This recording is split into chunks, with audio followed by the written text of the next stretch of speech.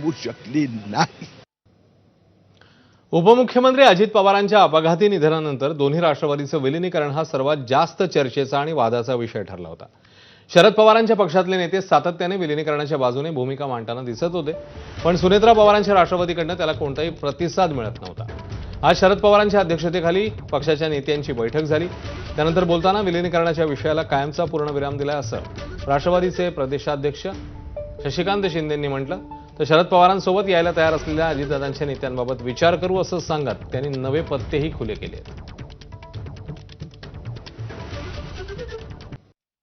सक्षम विरोधी पक्ष म्हणून आम्ही उभा करण्याच्या संदर्भात चर्चा होती।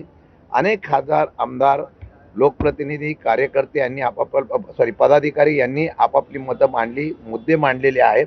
त्यामुळे या सर्व गोष्टीचा पहिलं स्पष्टीकरण करतो, विलीनीकरणाचा विषय हा संपलेला आहे। यापुढे विलीनीकरणाच्या बाबतीमधली कुठलीही चर्चा होणार नाही।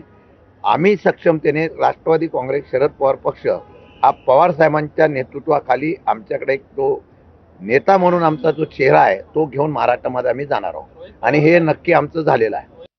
आतापर्यंत शशिकांत शिंदे, आतापर्यंत जयंतराव पाटील साहेब आणि आतापर्यंत रोहित पवार त्यांच्या पक्षाचे नेते अजितदादांचा अंत्यविधी झाला नव्हता तेव्हापासून अजितदादांनी कशा पद्धतीने विलीनीकरणाची चर्चा केली होती, काय टर्म्सवरती झाली होती आणि इथपर्यंत सगळा पुढेला विषय गेलेला असताना मग तुम्ही आता नाही कसं म्हणताय। आज रोजी जेव्हा परवाची प्रेस कॉन्फरन्स झाली आणि ज्या वेळेला आम्ही हा सगळा प्रस्ताव जो आहे विलीनीकरणाचा असा कुठलाही प्रस्ताव नाही, विलीनीकरणाच्या संदर्भामध्ये आमच्या वरिष्ठ नेत्यांच्या पातळीवर आपल्याला निश्चितपणे उत्तर मिळेलच, परंतु विलीनीकरणाच्या संदर्भानं सातत्यानं चर्चा करण्याचा उद्देश काय हे आम्हाला सांगायचं।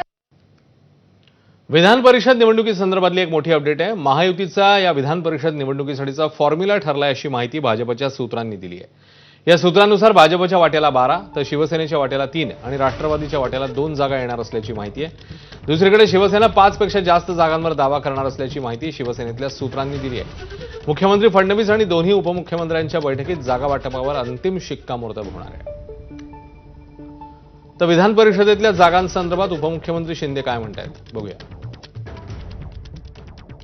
आमचे लोक चर्चा करतात, चर्चेच्या नंतर त्यांची चर्चा झाल्यावर मग मुख्यमंत्री आणि मी बसून त्याच्यावर चर्चा करून आम्ही सकारात्मक निर्णय घेऊ।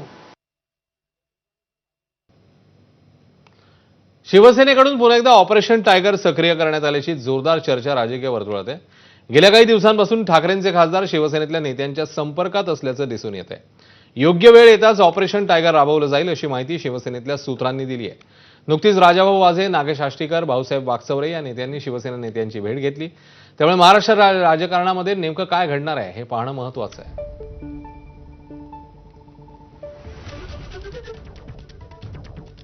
तर गेल्या काही दिवसांमधल्या नेत्यांच्या, खास करून ठाकरेंच्या नेत्यांच्या गाठीभेटी ज्या आहेत त्या चर्चेत आलेल्या आहेत। त्यामुळे पुन्हा एकदा ऑपरेशन टायगर होणार का या संदर्भातही चर्चांना उधाण आलं।